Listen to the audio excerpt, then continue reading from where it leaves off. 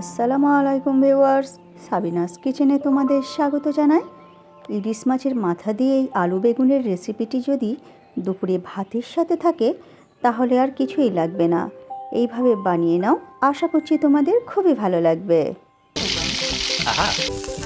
Yes.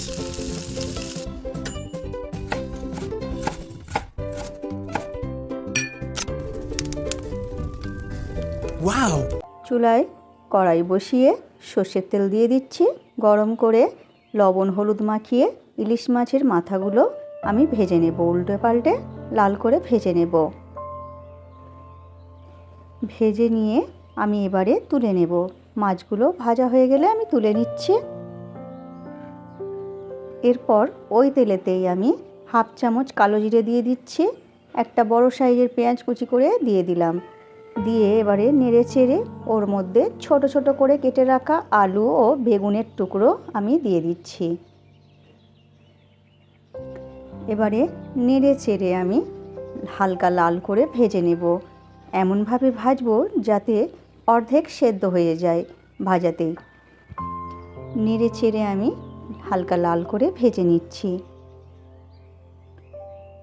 ভাজা হয়ে গেলে 1 চামচ আদা রসুন থেতো করে দিয়ে দিচ্ছি।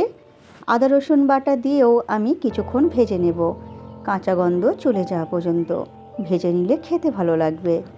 তাই তোমরা অবশ্যই আদা রসুন বাটা দিয়ে ভেজে নেবে।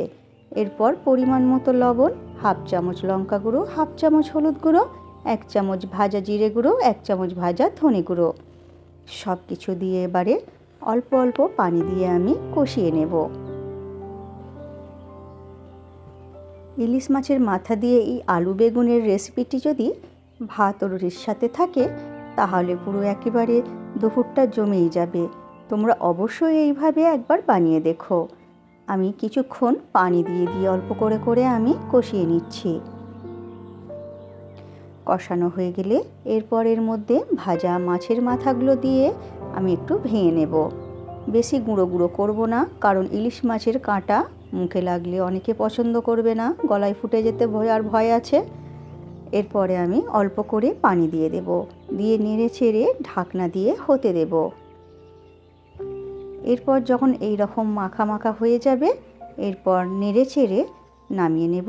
নামিয়ে নিয়ে তোমরা পরিবেশন করো ভাত রুটির সাথে।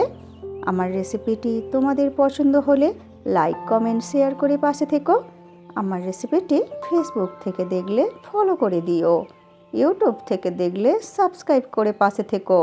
আমার রেসিপিটি শেষ পর্যন্ত দেখার জন্য তোমাদের অনেক অনেক ধন্যবাদ রইল।